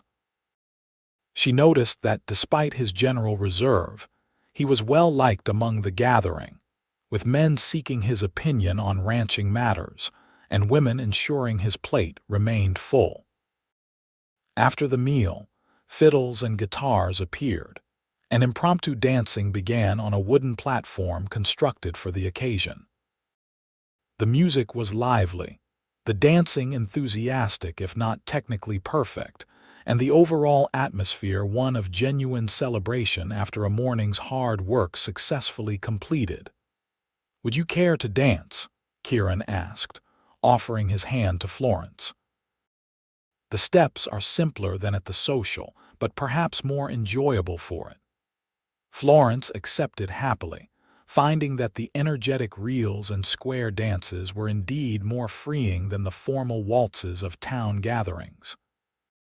Kieran proved an adept partner, guiding her through unfamiliar patterns with subtle pressure at her waist or hand, his usual seriousness giving way to evident enjoyment of the music and movement. As afternoon stretched toward evening, James Silverlake called for attention, raising a glass for a toast. "To good neighbors, fine cattle, and the best ranch hands a man could ask for," he proclaimed to general applause. After several similar toasts from other ranchers, Silverlake continued more seriously. "I'd also like to make an announcement that affects the future of the Silverlake spread. As many of you know, I've been considering expanding our operations, particularly our horse breeding program." Murmurs of interest rippled through the gathering. "Today, I'm pleased to announce that Kieran Cole has agreed to become my partner in this endeavor," Silverlake continued. "His knowledge of horseflesh is unmatched in these parts, and his management of this ranch has contributed significantly to our success these past years. From today forward, the property will be known as Silverlake and Cole Ranch." Surprised exclamations and congratulatory shouts filled the air. Florence turned to Kieran, who stood beside her with uncharacteristic color in his face. "You didn't mention this," she said quietly. "The final details were only settled this morning," he explained. "I wasn't certain James would make the announcement today." Florence squeezed his arm impulsively. "Congratulations, Kieran. This is wonderful news." "Thank you," he replied, his expression a mixture of pride and something that might have been uncertainty. "It's more than I ever expected when I came west." The festivities continued with renewed enthusiasm after Silverlake's announcement, with many guests approaching to congratulate Kieran on his new position. Florence observed with interest how he received their good wishes with genuine appreciation, but also a certain discomfort at being the center of attention. As twilight began to fall, guests gradually departed for their own homes. Kieran found Florence where she was helping Ellen Silverlake pack remaining food into baskets for distribution. "Ready to return to town?" he asked. "I've prepared the buckboard."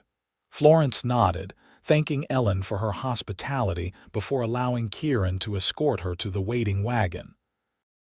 The evening had grown cooler, and he thoughtfully provided a blanket for her lap as they began the journey back to Nevada City. They rode in companionable silence for several minutes, the only sounds the rhythmic hoofbeats of the team and the creaking of the wagon wheels. Stars were beginning to appear in the darkening sky, brilliant points of light undiminished by city smoke or buildings. "I never saw stars like this in Philadelphia," Florence commented, gazing upward. "The city lights obscured most of them." "That's one advantage of frontier life," Kieran agreed. "The night sky reveals itself fully here." Another comfortable silence fell between them before Florence spoke again. "You didn't tell me about the partnership with Mr. Silverlake." "It wasn't certain until today," Kieran explained. "We've discussed the possibility for months, but finalizing such arrangements takes time. Still, it must have been on your mind when we spoke at the social." Kieran glanced at her, his expression difficult to read in the gathering darkness. I didn't want to presume too much, too soon. Presume what? Florence asked, genuinely puzzled. Kieran drew the wagon to a halt at the crest of a hill, where the view stretched for miles in the clear spring evening. He set the brake carefully before turning to face her. Florence, when a man in my position with uncertain prospects and a complicated past begins to court a lady, he risks being suspected of ulterior motives, particularly when that lady has recently inherited a successful business. The directness of his statement took Florence's breath momentarily. Is that what you've been doing? Courting me? A smile touched Kieran's lips, visible even in the dim light.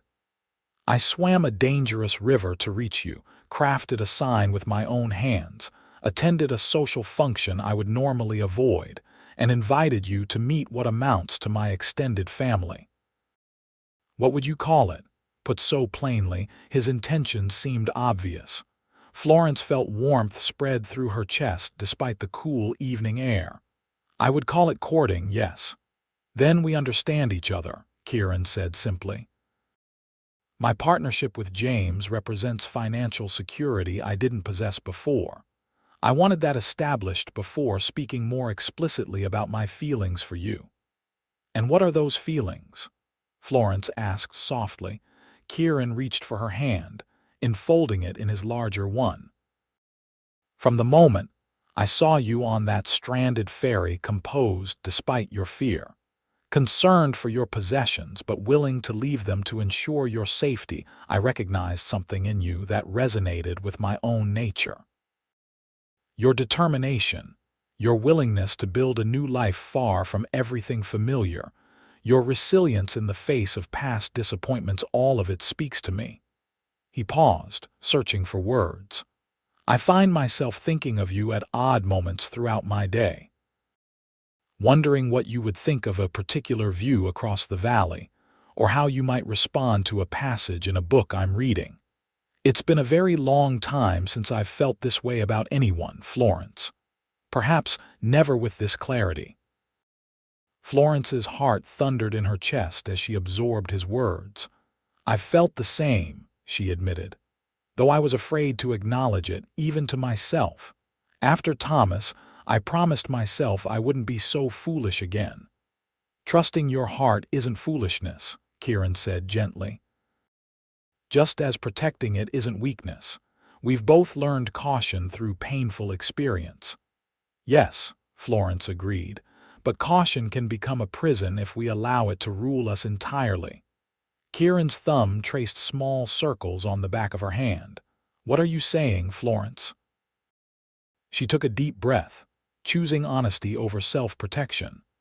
I'm saying that I care for you, Kieran Cole, more than I thought possible after knowing someone such a short time, and that frightens me precisely because it feels so right. Kieran's expression softened in the starlight. May I kiss you, Florence Parker? In answer, she leaned toward him slightly. Kieran closed the remaining distance between them, his lips meeting hers with gentle pressure that nonetheless sent currents of warmth through her entire body. His hand came up to cup her cheek, fingertips lightly caressing her skin as the kiss deepened. When they finally separated, Florence felt breathless in a way that had nothing to do with lack of air. Kieran's eyes remained fixed on hers, searching for her reaction. That was. She began, struggling for words. Yes, it was, he agreed, a smile spreading across his face more open and unguarded than any expression she'd seen from him before. Florence laughed softly, feeling lighter than she had in months, perhaps years. What happens now? Now, Kieran said, releasing the brake and picking up the reins. I take you home to Nevada City as propriety demands. Tomorrow, with your permission, I'll call on you properly. Perhaps we might attend church together. I would like that very much, Florence replied.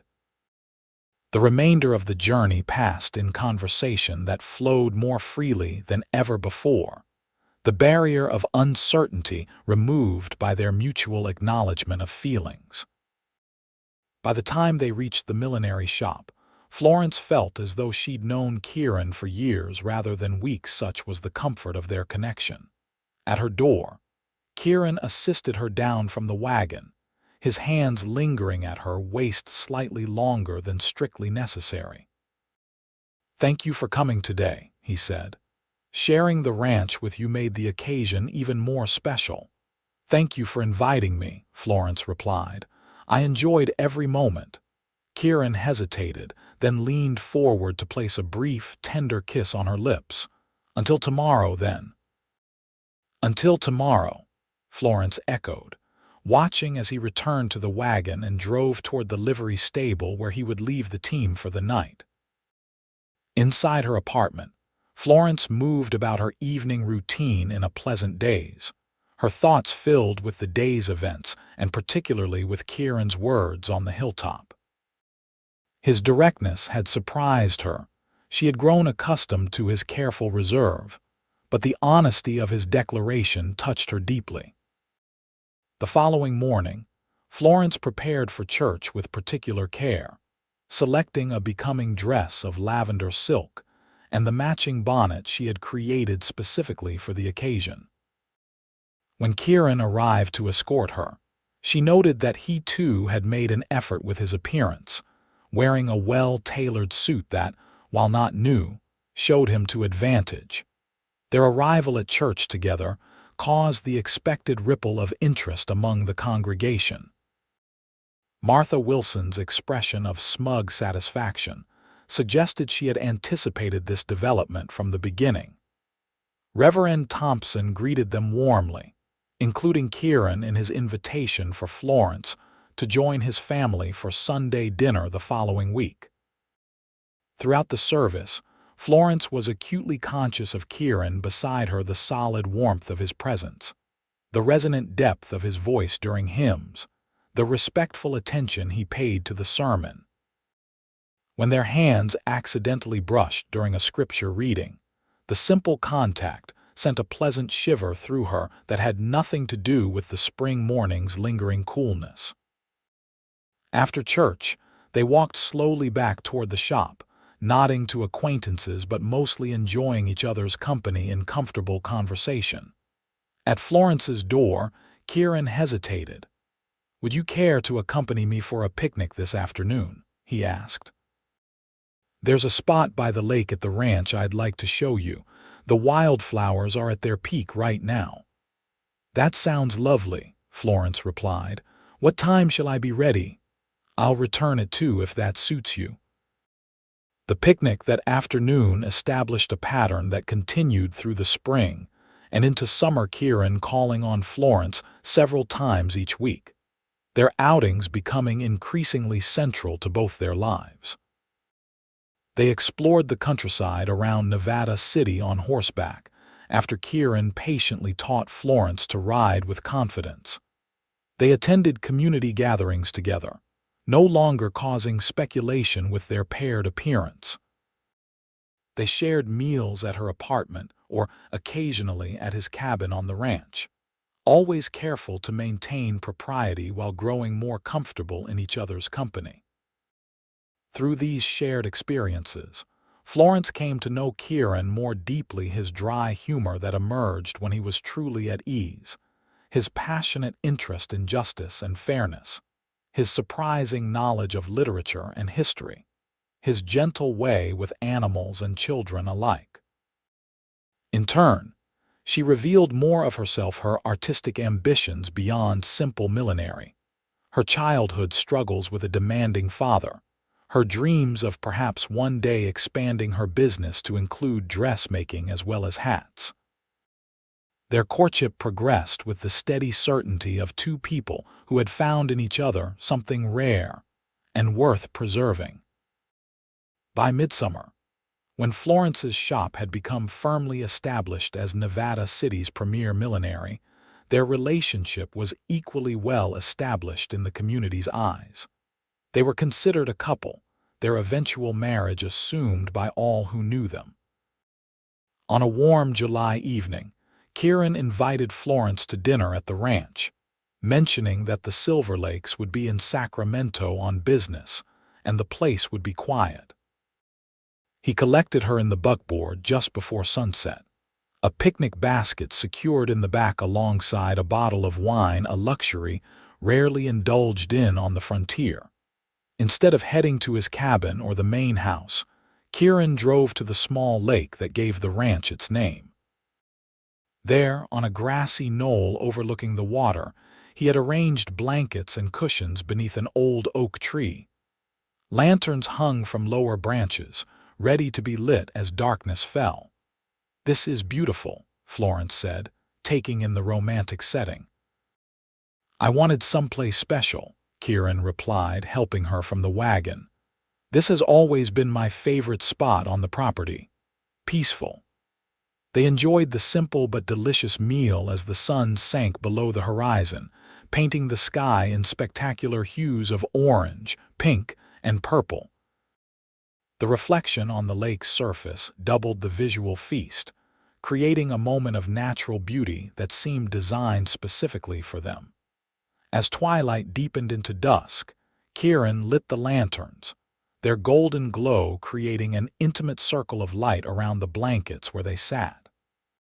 Florence leaned against him comfortably, her head resting on his shoulder as they watched stars appear one by one in the darkening sky. "I have something for you," Kieran said after a period of contented silence. He reached into his pocket and withdrew a small wooden box, intricately carved with a pattern of roses. Florence's breath caught as he placed it in her palm. "It's exquisite," she said, running her fingers over the detailed carvings. "Open it," Kieran encouraged softly. Inside, nestled on a cushion of velvet, lay a ring, a simple but elegant design featuring a single pearl surrounded by tiny diamonds. It was beautiful without being ostentatious, perfectly suited to Florence's taste. "It was my mother's," Kieran explained. "The one thing of value I brought west with me." Florence looked up at him, her heart pounding. "Kieran," he took her hand, his expression more open and vulnerable than she had ever seen it. "Florence Parker, you've brought joy and meaning to my life in ways I never expected to find again. Your strength, your kindness, your determination, everything about you fills me with admiration and deepening love. Would you do me the honor of becoming my wife?" Tears pricked at Florence's eyes as she nodded, too overwhelmed for immediate words. "Yes," she finally managed. "Yes, Kieran Cole, I would be honored to marry you." His smile was radiant as he removed the ring from its box and slipped it onto her finger. It fit perfectly, as if destined to rest there all along. Kieran drew her close, sealing their engagement with a kiss that conveyed all the emotion words could not adequately express. When they finally separated, Florence remained in the circle of his arms, her head against his chest where she could hear the steady beating of his heart. "I never expected this when I came west," she said softly. "I was seeking independence, a fresh start." "And instead you found a partnership," Kieran said, his hand stroking her hair gently. "The very best kind," Florence agreed.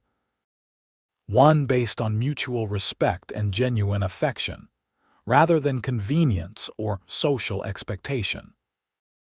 They remained by the lake until the moon rose, discussing their future together, a wedding in the fall, after harvest, but before winter set in.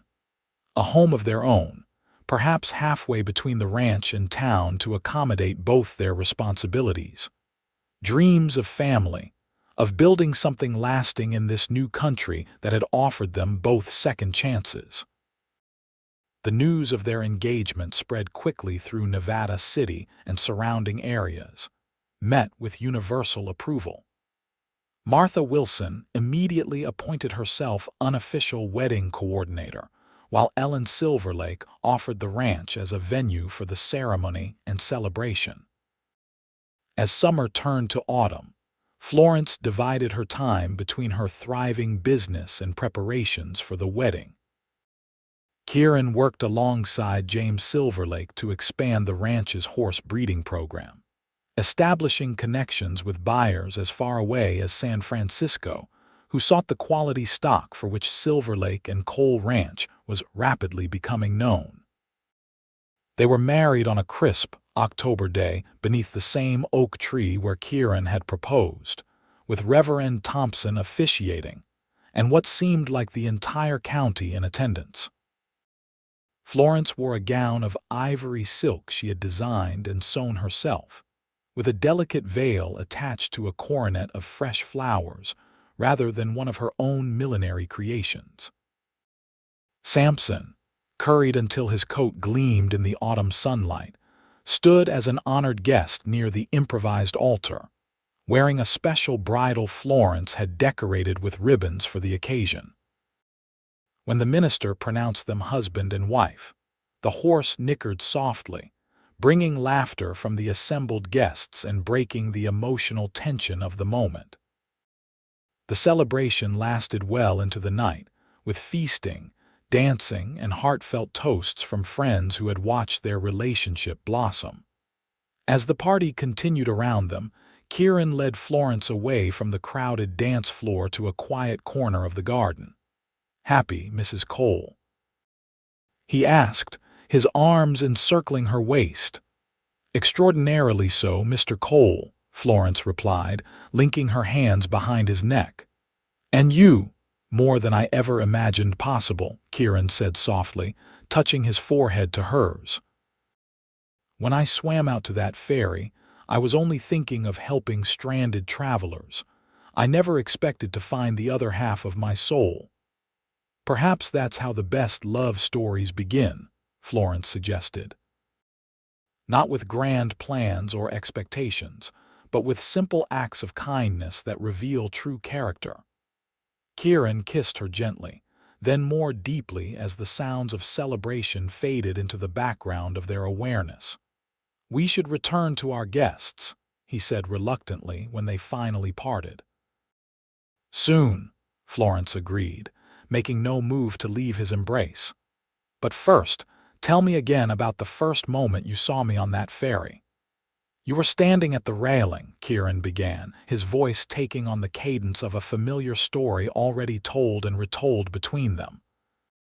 "The sunset caught in your hair, turning it to living flame.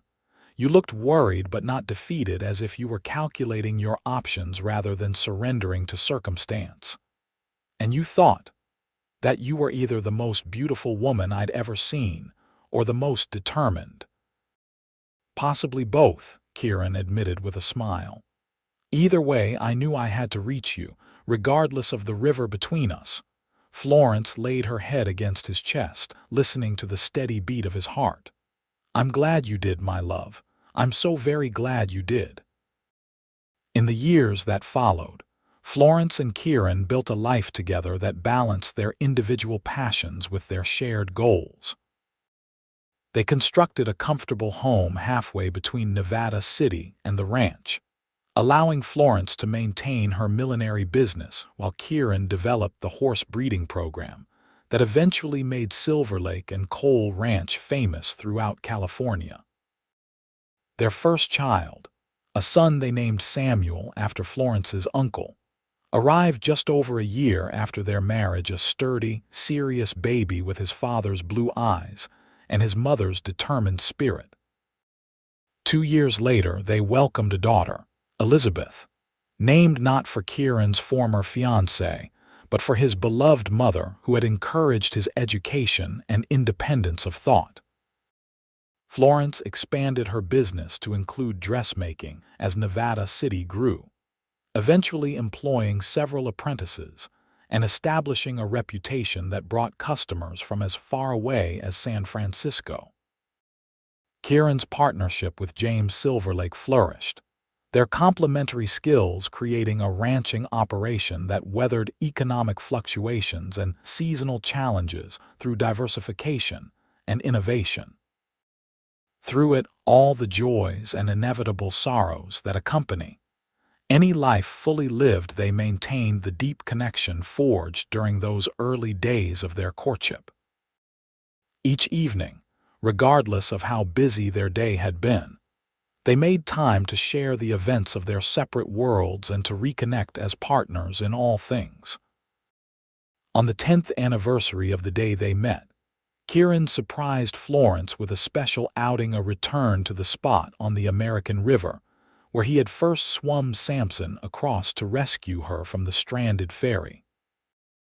The river flowed peacefully now, nothing like the raging torrent of that spring day, and a proper bridge had long since replaced the unreliable ferry service. "It looks so different," Florence commented as they stood on the riverbank, their children playing nearby under the watchful eye of Elizabeth Silverlake, James and Ellen's daughter, who had become like family over the years. "Smaller somehow," Kieran agreed, his arm around Florence's waist. Though a decade had passed, his touch still sent the same warmth through her body as it had on that first dance floor. "Were you truly not afraid that day?" Florence asked, a question she had posed many times over the years, always receiving the same answer. "Terrified," Kieran admitted with his customary honesty. "Not of the river, I knew Samson could manage that, but of what might happen after." "After?" Florence looked up at him curiously. "After I reached you," Kieran explained. "I saw something in your eyes, even from a distance, a spirit that called to mine. I feared that once I brought you safely to shore, our paths might never cross again. That seemed a greater risk than any current." Florence leaned into him, grateful beyond words for the life they had built together. "I'm glad you took that risk, my love." "As am I," Kieran replied, turning her gently in his arms to face him directly. "Every day with you confirms it was the wisest choice I ever made."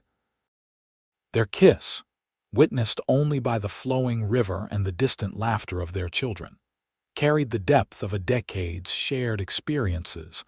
The passion of new love matured into something richer and more enduring than either could have imagined on that fateful day, when a broken ferry and a brave cowboy had brought them together against all odds.